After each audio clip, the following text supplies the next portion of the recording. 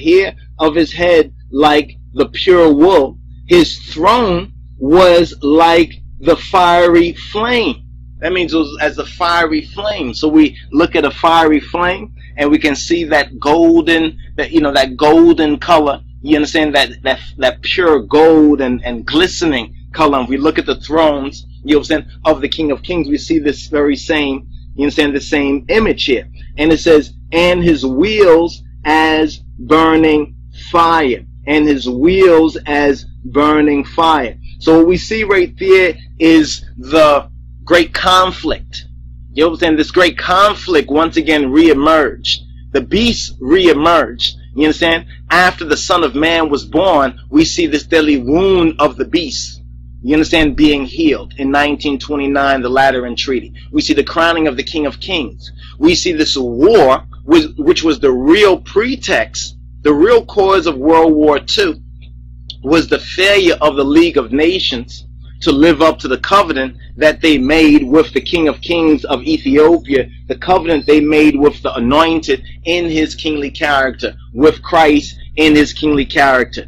And we can now look at Daniel chapter 2, you understand, again, and in Daniel chapter 2 verse 44, it becomes clear that when they fight against that kingdom, you understand, the ancient, it says, in those days, in the days of these kings shall the God of heaven set up a kingdom which shall never be destroyed, and the kingdom shall not be left to other people, but it shall break in pieces and consume all these kingdoms. So all the 10 horns, all these kingdoms, the club of Rome, will be consumed by the kingdom of the King of Kings and his Christ, and it shall stand forever.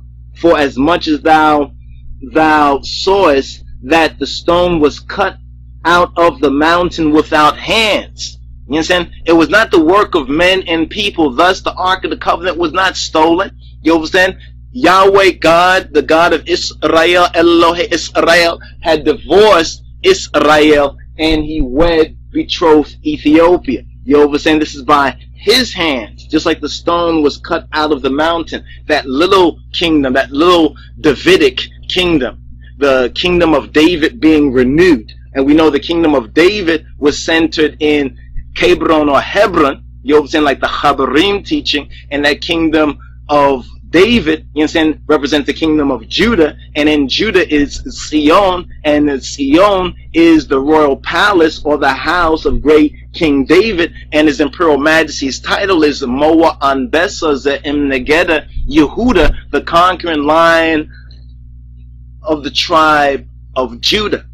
It's very important that we understand that the conquering line, not of Ehud, but of Judah, of Yehuda, not one who is converted to it, but of Yehuda, of the action. That's why I said the kingdom should not be left to other people. It would not be left to any other people, even if the kingdom was to, like what with the Israelites in the wilderness. The one generation, the parents disobeyed and they wandered until they died, and then the children went into the promised land. So the promises was not fulfilled in the disobedient, but it was fulfilled in the obedient. That's why it's very important to obey and then love. To obey, you understand, is to show our love to the King of Kings and to his Christ. So we ask you, according to the description given, you understand, in Revelation as well as Daniel, and Revelation again, chapter 4, verse 3, where it says, and he that sat, remember we're touching on the one who sat on the throne, the Son of Man, you understand, after the thrones were cast down. Look at Europe before the King of Kings. Before the King of Kings came, you understand, all the European nations were so-called Christian kings. They claimed to be empires, going back such and such, and having the right to rule and the right of kings and all of that. But look what it says in Daniel chapter 7 and 9 concerning the ancient days. I beheld till the thrones were cast down. Till the thrones were cast down. And we have this in the Magnificat of Qedamawi as well. Until the thrones were cast down, and the Ancient of Days did sit, whose garment was white as snow, and the hair of his head like pure wool. This is speaking of the coronation of the King of Kings. Because notice it didn't say white as wool. In Revelation now we find it to be white, you understand, as snow. You understand? White like wool and white as snow. So we have now this aging. You understand? This seeming aging. But even in his young days, they say he was like an ancient. You understand? Even as a little boy, the son of man, Lich Teferi, you understand, was like an ancient. You understand? But then it says, his throne was like the fiery flame, and his wheels as burning fire.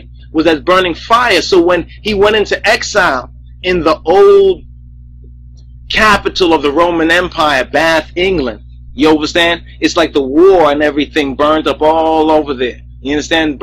England almost lost its right to rule. England only recovered itself. England is the last of these monarchies because of its what they call it, 11th hour assistance. You understand? It's 11:45 assistance of the King of Kings and the Samaritats of Ethiopia and the martyrs of Ethiopia and the righteous and holy Ethiopians. So now we have here in Revelation 4:3, and he that sat was to look upon like a jasper and a sardine stone.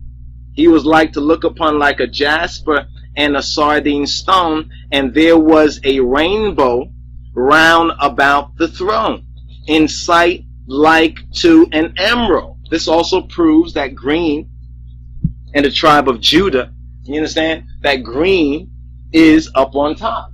This is another proof that green is on top. You understand? This is another proof that, because it says in sight like an emerald. Emerald is a green color. Emerald is the stone for the tribe of Judah. You understand? It's the birthstone of the tribe of Judah. And the rainbow, now we have the rainbow circle throne. We have the Arengwade Bicha K. You understand? Round about the throne, the Sendek Alama. You understand? And the main point is he that sat, he who now sat, the Ancient of Days that sat, was to look upon. This is why every eye will see him, because of the camera. The camera now gives us much of the evidence of many things that most people would have never known if there was no way to record these things. Now we have the recording of the Ancient of Days, which is connected in these four comings of Christ. The Ancient of Days, the coming in glory, the setting up of the kingdom, and then, see, we're between the time now of the kingdom set, and entering into the kingdom, that's metaphorically called the Samai, or the heaven, the Samayat, the Mengishta Samayat, to the restoring of the earth. You understand? We have not gotten to the restoring of the earth, because those who are polluting the earth with global harming, not global warming is a counterfeit, it's a lie. What's really going on is global harming. What's really going on in this present time is global harming. But Revelation has a word to say about that. So based on these descriptions, which one describes the Christ? Which one describes the anglicized, according to the mispronunciation, Jesus Christ? Or really, Jesus Christos, Yehoshua HaMoshiach, according to Revelation chapter 1, verses 14 to 15. Does this one have hair like wool? Does this one have hair white as wool? Does this one have eyes as a flame of fire? Does this one have feet like burnt grass? Hair of his head like the pure wool. His throne was like the fiery flame. That means it was as a fiery flame. So we look at a fiery flame and we can see that golden, that golden color. You understand, that pure gold and glistening color. And we look at the thrones, you understand, of the King of Kings. We see this very same, you understand, the same image here. And it says, and his wheels as burning fire.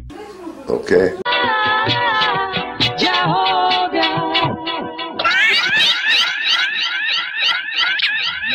The truth has overcome the lies, the good news of His Majesty in His Christ. And it is vital that we raise our tribal flag, the flag of the conquering lion of the tribe of Yehuda.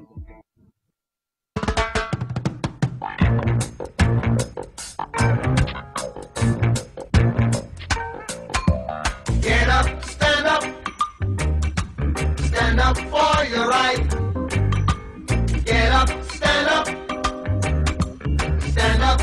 the right. Get up.